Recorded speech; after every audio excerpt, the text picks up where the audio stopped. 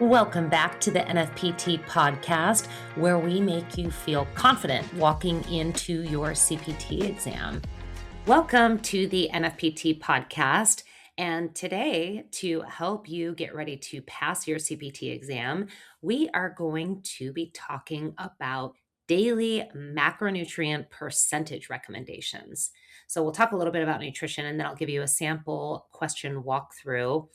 But first, I'm your host, Erin Mahoney, General Manager of NFPT and longtime certified personal trainer.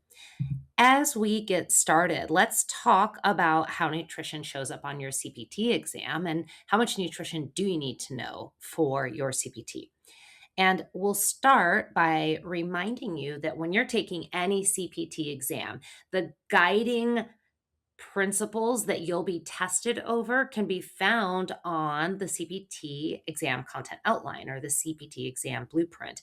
And what this does is it takes the major categories or topics that personal trainers need to know on day one as a personal trainer, and it says what percentage of the questions should be coming from each of those corresponding topics. Now, when looking at the exam content outline for NFPT, nutrition isn't a standalone broad topic. However, it is covered in two of those broad topics. The first one is physiology. Physiology is 19% of your final exam, and nutrition can show up in that category because nutrition is fuel, and the body is going to use that food, break it down as an energy source. So, some of your nutrition questions will be related to physiology, and others will be related to program development. And what that means for nutrition is that you need to know what your clients are currently eating. And when you understand their goals, then you can make nutrition coaching recommendations or behaviors around the foods that they're eating and how that relates to their goal attainment. Now, program development is 33% of your final exam, and that is where nutrition will show up. That doesn't mean that you have 19 and 33% of your final exam devoted to nutrition. It's just explaining how nutrition shows up or is nested under these broader categories. Now, let's hone it in for you because that was really broad. The key things that you need to know about nutrition for final exam day include things like the number of calories per gram of each of those macronutrients, so proteins, carbs, fats, and alcohol, and then the percentage of macronutrients that are recommended daily. We're going to talk about that a little bit today.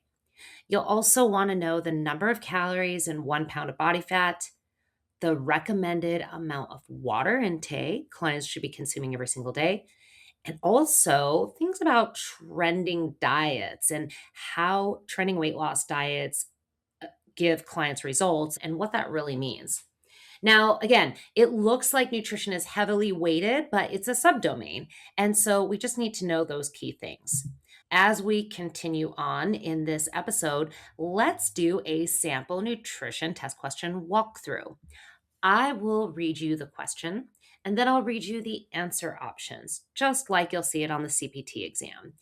I'll read it to you again, and then we'll go through each of those answer options and identify which are correct or which one is correct and which are not correct. So let's get it started. Here is the question. What percentage of calories should come from carbohydrates when working with a weight loss client?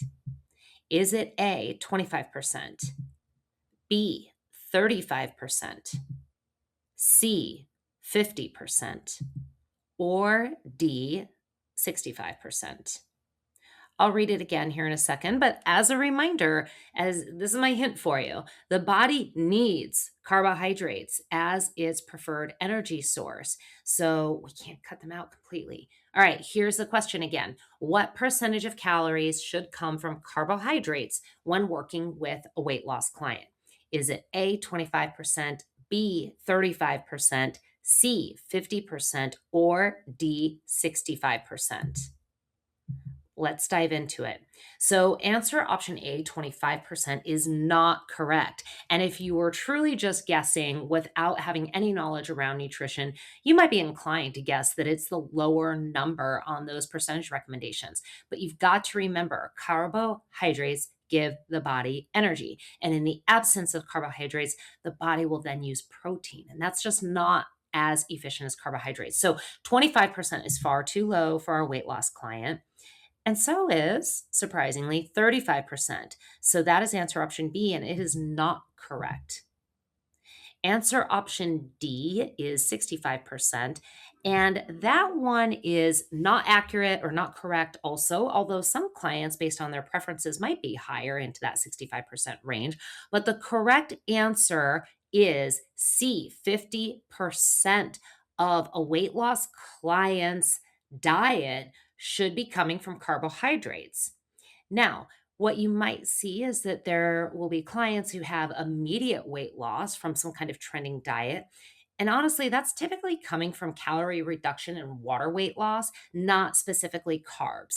So it might be a difficult pattern for you to get your clients to rethink about carbohydrates because they're always getting a bad reputation.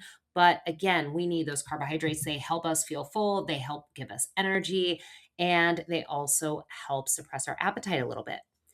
All right, there you have it. Remember, the NFPT differentiator is CPT success should not be complicated.